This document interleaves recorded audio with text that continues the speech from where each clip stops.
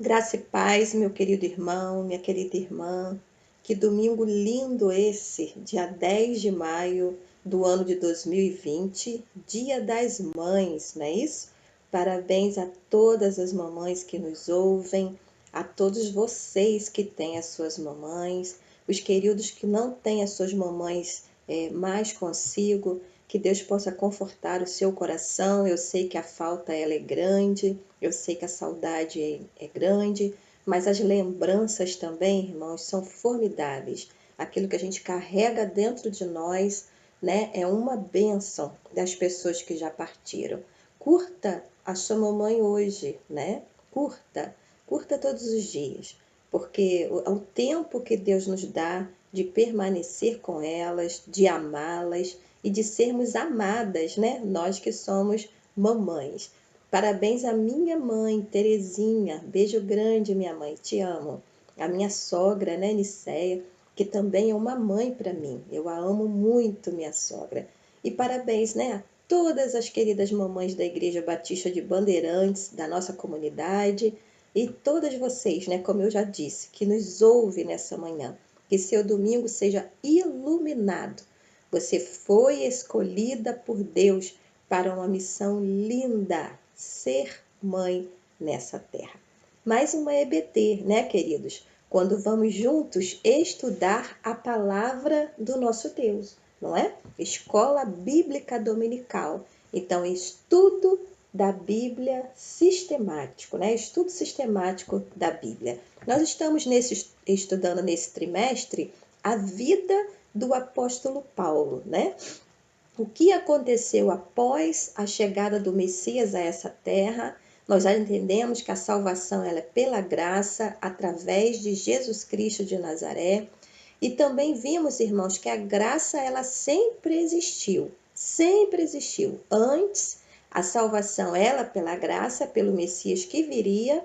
Agora, a salvação continua sendo pela graça, pelo Messias que já veio. E nós, estudando a palavra de Deus através do apóstolo Paulo, estamos apresentando algumas doutrinas que foram apresentadas pelo Espírito Santo a esse homem de Deus e que ele sabiamente deixou escrita na palavra de Deus para que pudesse nortear a nossa fé, trazer clareza à nossa fé, abrir os nossos olhos acerca de coisas preciosas que foram reveladas por Deus através do seu Santo Espírito. No domingo passado, nós estudamos a doutrina da reconciliação. E hoje, querido, nós vamos estar estudando a doutrina da justificação. Vamos entender o que é isso dentro do contexto bíblico, dentro daquilo que o apóstolo Paulo escreveu em uma das suas cartas. O tema de hoje, então, é culpado ou inocente. Eu estou aqui com a minha revista virtual e estou vendo lição 6, culpado ou inocente. Texto básico para a nossa meditação nessa manhã, para o nosso estudo, para nosso aprendizado, Romanos, capítulo 3, versículos 21 a 24, é o que nós vamos estar lendo agora. Diz assim a palavra de Deus: a justiça por meio da fé. Versículo 21. Mas agora se manifestou uma justiça que provém de Deus, independente da lei, da qual testemunham a lei e os profetas. Versículo 22. Justiça de Deus mediante a fé em Jesus Cristo para todos aqueles que creem. Não há distinção. Versículo 23. Pois todos pecaram e estão destituídos da glória de Deus, estão separados da glória de Deus. 24 e último, sendo justificados gratuitamente por sua graça, por meio da redenção que há em Cristo Jesus. Que o Senhor nos revele, queridos, a sua preciosa palavra, aquilo que estamos meditando nesse momento a nossos corações. Queridos, culpado ou inocente? Esse é um termo bem conhecido de todos nós, como um termo sendo jurídico. Quando um réu ele é apresentado no tribunal, há essas duas esses dois tipos de frase de palavra que pode ser ouvido por ele após o seu julgamento. Se ele é culpado, condenado, ou se ele é inocente, solto, liberto, livre, culpado ou inocente. Queridos, Paulo escreve essa palavra à igreja que está em Roma, não é isso? Por isso chama-se a carta aos Romanos, a igreja que está em Roma, e ele explica a essa igreja sobre justificação. E nós vamos entender bastante sobre isso. Queridos, esse texto que nós estamos lendo, né, de Romanos, ele é riquíssimo. Para nós, então, que somos protestantes, que somos evangélicos, como ele foi precioso para o nosso entendimento. Nós sabemos que no século XVI, mais precisamente no ano de 1517, né, através da vida de Martim Lutero, ele lançou, ele criou, ele estabeleceu a reforma protestante. Por quê? Ao ler a carta de Romanos, ele foi chocado, ele foi sacudido, ele ficou perplexo diante de uma grande verdade que está escrito no capítulo 1, versículo 17, que diz: o justo viverá pela fé. Martim Lutero, um padre, então, ele se vê diante da palavra de Deus estremecido pela liberdade, pela libertação que a palavra de Deus provoca na vida de uma pessoa, quando ela é lida, ela é entendida e ela é praticada por aquele que lê. Então, esse ato foi importantíssimo. Quando Martim Lutero, ele lê a palavra escrita pelo apóstolo Paulo, pelo Espírito Santo, através do apóstolo Paulo, e ele começa ali a reforma protestante. O que eu quero dizer com você, querido, que a reforma protestante não é a causa da nossa fé. A causa da nossa fé é a palavra de Deus. É ela que provoca em nós a crença, a credibilidade, o acreditar naquilo que Jesus Cristo fez por nós. Martim Lutero, ele foi impactado da mesma forma que eu e você somos quando nós lemos e compreendemos a palavra do nosso Deus. Queridos, o que é justificação? É o primeiro tópico que nós vamos estar vendo agora dentro desse texto lido. O que é justificação?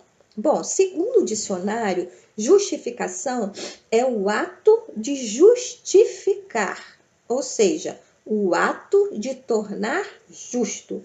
Dentro da língua grega, dentro do grego, a palavra para justificação é dikaiô, que significa absolver ou então declarar inocente. Hoje, então, nós estamos diante de um termo realmente jurídico, né?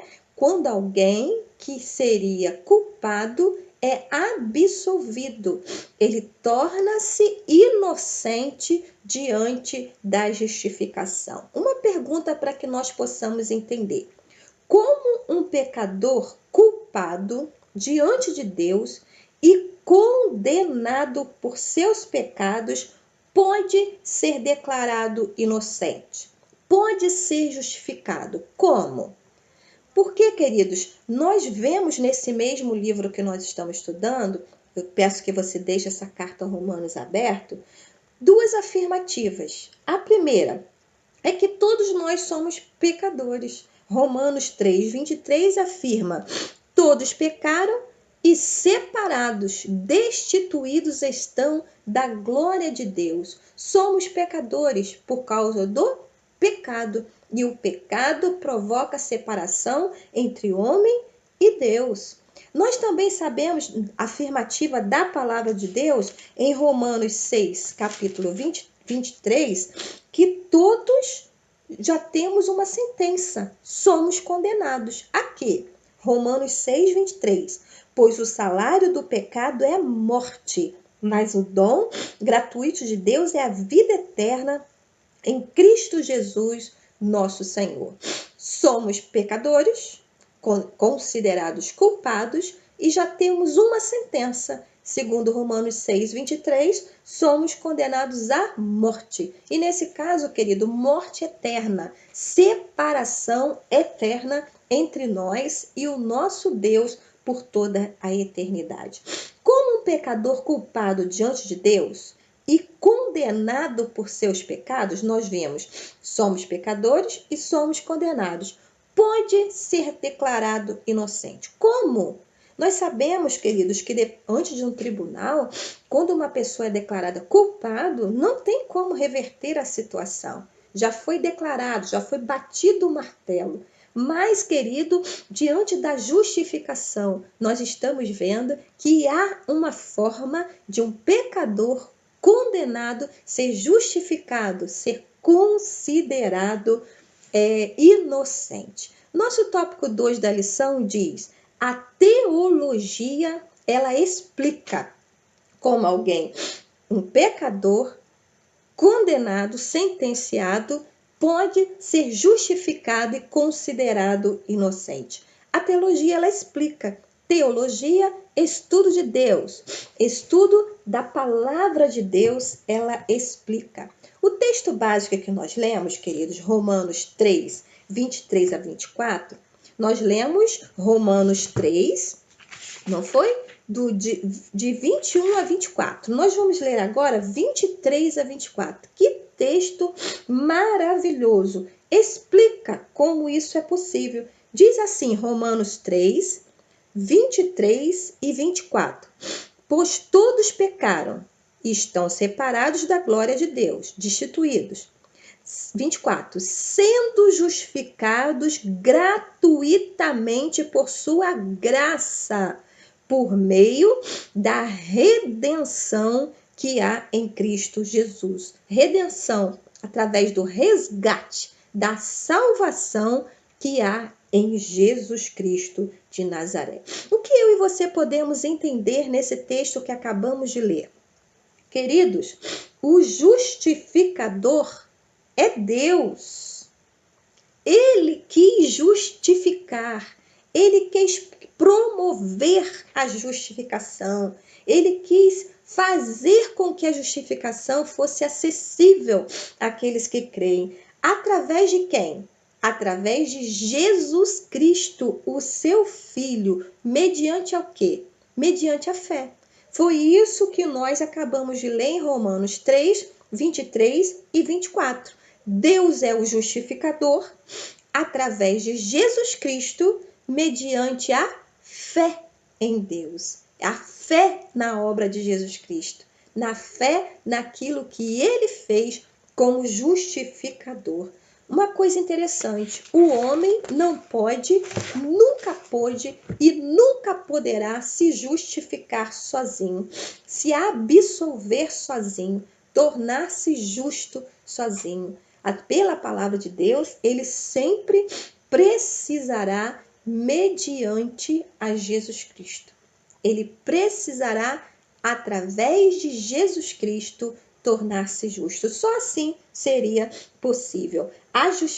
Romanos, vamos ver mais alguma coisa? A teologia explica. Eu quero ver com vocês mais 2 textos do livro de Romanos que nos traz uma clareza sobre o que nós estamos comentando. Romanos 5, versículo 1, diz o seguinte: tendo sido, pois, justificado pela fé, temos paz com Deus por nosso Senhor Jesus Cristo. Confirmamos o que acabamos de ler. A justificação, ela é por meio de Jesus Cristo de Nazaré. Romanos 5,18. Vamos ler também, porque confirma o que nós estamos acabando de dizer, biblicamente falando, que é o que importa para cada um de nós. Romanos 5,18. Consequentemente, assim como uma só transgressão resultou na condenação de todos os homens, assim também um só ato de justiça resultou na justificação que traz vida a todos os homens. Que versículo lindo! A obra de Cristo é o que justifica. Aquilo que Cristo fez é que justifica o homem. E o que foi que Jesus Cristo fez? O que foi que ele fez pelos homens como ato de justiça? Nós sabemos, a morte na cruz. O que nos salva, o que nos justifica, é o que Jesus fez naquela cruz em nosso lugar, mediante a fé na obra de Jesus Cristo, pelo que ele fez em nosso lugar. Um resumo de justificação, então, para que eu e você possamos compreender. Deus perdoa os pecados de quem crê em Jesus Cristo. Deus perdoa os pecados, e eu posso acrescentar todos os pecados de quem crê em Jesus Cristo. Simples assim. Nós, queridos, é que complicamos. Nós é que imputamos coisas à palavra de Deus que não estão escritas. Deus é o justificador através de Jesus Cristo, mediante a fé. Ponto. Aquele que crê que Jesus Cristo morreu no seu lugar naquela cruz é justificado, crê na obra de Jesus Cristo. Tópico 3 da nossa lição, e hoje por ser Dia das Mamães, né? Nossa lição vai ser bem rapidinha, porque nós queremos, apesar da pandemia, né? Ver as nossas mamães, se possível almoçar com elas, né? Creio que não seja possível para todos. Tópico 3. Um juiz, um tribunal e um réu. Eu quero acoplar a informação que eu dei anteriormente, que foi o resumo da justificação. Eu fiz um resumo aqui no meu caderno, os irmãos sabem, né, que eu gosto de resumo, sei que não vai dar para ver por causa do reflexo, porém, um juiz, um tribunal, um réu. Resumo de justificação. O juiz é Deus. Deus sempre foi considerado, desde o Gênesis, esclarecido, como sendo o juiz, aquele que julga. Um tribunal é aonde todos nós compareceremos um dia, frente ao tribunal do juiz, que é Deus. O réu somos nós, como diz Romanos, e nós acabamos de ler 3:23, todos pecaram e separados estão da glória de Deus. Eu acrescentei mais um personagem nessa justificação, além do que está no comentário da revista, que é o advogado de defesa. Nesse tópico 3 da revista aparece o juiz, o tribunal e o réu. Eu acrescentei, então, o advogado de defesa. Sabe quem é o advogado de defesa? Jesus Cristo de Nazaré. Ele é o nosso advogado diante do tribunal de Deus. Queridos, e sabe como ele nos defende? Tomando o nosso lugar. Ele tomou o nosso lugar na cruz do Calvário para nos absolver de todo o pecado. Aleluia! Só um Jesus cheio de amor poderia fazer isso por mim e por você, né? Aleluia! Esse é o resumo da justificação, né? Deus perdoa os pecados de quem crê em Jesus Cristo.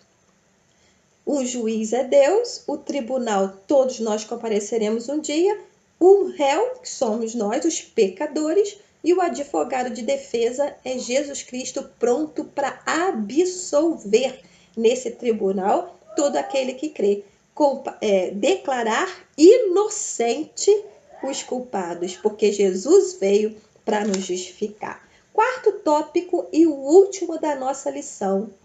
Quais são os efeitos da justificação? Quando eu me torno justificado por Jesus, o que vem sobre mim? Que efeitos esse ato de Jesus provoca na minha vida quando eu creio no seu ato de amor de me justificar? Primeira coisa que nós vamos ver na palavra, o efeito da justificação é: ela nos livra da condenação. Livra-nos da condenação. Romanos 10, capítulo 4, diz o seguinte. Romanos 10, capítulo 4. 4. Porque o fim da lei é Cristo, para a justificação de todo aquele que crê. O fim da lei é Cristo, para a justificação daquele que crê. Queridos, fim da lei, fim da condenação. através de Jesus Cristo. Então, o primeiro efeito da justificação para a minha vida, ela me livra da condenação. Eu que estava condenado à morte eterna longe do Senhor, através da justificação, sou livre, sou liberta dessa condenação. Em segundo lugar, qual é o efeito da justificação na minha vida? Romanos, capítulo 5, nós já até mencionamos, versículo 1. Ela nos dá paz. A justificação nos dá paz. Romanos 5:1. Tendo sido, pois, justificados pela fé, temos paz com Deus por nosso Senhor Jesus Cristo. Através do nosso Senhor Jesus Cristo. Aleluia. Tá vendo? Sempre é um ato de Deus, através de Jesus Cristo de Nazaré, que provoca em nós a justificação. Tudo está ligado, interligado a Jesus Cristo de Nazaré. Dá-nos a paz. Quando nós recebemos a salvação e somos livres da condenação, irmãos, tem noção do que é isso? Libertos de toda condenação, ó, estava preso, fui liberto por Jesus Cristo de Nazaré. Isso traz paz ao nosso coração, traz libertação emocional. Você pode imaginar quando um preso, ele ouve essa sentença, você está sendo inocentado, está livre, a alegria, a nossa alegria ainda é maior, porque a condenação era eterna para toda a vida. Então isso traz paz ao nosso coração, traz saúde emocional. Quando nós somos justificados por Cristo, cremos na justificação de Cristo, nós temos tranquilidade, equilíbrio emocional, porque o ato de Jesus naquela cruz basta para nos salvar da condenação eterna. Terceiro efeito dessa justificação em nossas vidas. Produz em nós o desejo de santificação. Produz em nós o desejo de abandono do pecado. Só esse texto que eu vou ler em outra carta de Paulo, que é 2 Coríntios, vamos abrir, por favor, 5,17. 2 Coríntios 5,17 diz o seguinte: portanto, se alguém está em Cristo, é nova criação ou nova criatura. As coisas antigas já passaram e eis que surgiram coisas novas. Aleluia. Eu e você somos salvos pela graça. E isso não pode produzir em nós aquele pensamento. Já que eu sou perdoado por Cristo, já que Ele me perdoou de uma vez por todas, eu posso pecar à vontade. Queridos, não é assim. A pessoa que é constrangido pela justificação de Jesus, pela inocência de Jesus, por ser inocentado por Jesus, ela é constrangida pelo Espírito Santo, essa pessoa, e não tem coragem de pecar, ou de continuar pecando, ou de sentir prazer no pecado. Querido, aquele que entende o que Jesus fez naquela cruz, tomando o nosso lugar para que nós fôssemos libertos, para que nós fôssemos livres da condenação eterna, não tem prazer em continuar pecando. Na verdade, sente vergonha. Tem vergonha quando, por um acidente, acaba pecando, porque nós somos constrangidos pelo amor de Jesus. E o nosso objetivo é a santificação a cada dia. Concluindo a minha fala, né? Hoje nós já estamos terminando, falando sobre justificação. Ser justificado, vou repetir, ser justificado é uma bênção extraordinária. Nós estamos sendo inocentados sem merecer, porque Jesus Cristo nos tornou justo, nos absolveu, tomando o nosso lugar. Mas ninguém pode ser justificado por ninguém, a não ser por Jesus. Bem como ninguém pode dar a justificação a outra pessoa. Só Jesus pode. é uma experiência pessoal para todo aquele que crer. O que isso significa? Eu não posso crer por você. O irmão não pode crer por mim. Eu não posso justificá-lo. E você também, por mais que queira, não pode me justificar o seu filho, o seu esposo, a sua vizinhança, a nação. Isso é uma experiência pessoal para todo aquele que crer. Crê em quê, pastora? Que Jesus Cristo é o mediador único da salvação, da justificação. Deus é o justificador através de Jesus Cristo para todo aquele que crê que Ele realmente é capaz de nos justificar por completo. Que o Senhor derrame sobre mim e sobre você uma fé tamanha, que nós possamos crer de uma vez por todas que nós fomos absolvidos da condenação eterna, porque cremos em Jesus Cristo, o nosso mediador, o nosso advogado de defesa, que tomou o nosso lugar. Salvos pela graça nós somos. Pai, nós te adoramos, porque um dia o Senhor tomou o nosso lugar, nos absolvendo da condenação eterna. Éramos culpados, mas o Senhor nos declarou inocentes, porque cremos na tua obra maravilhosa na nossa vida.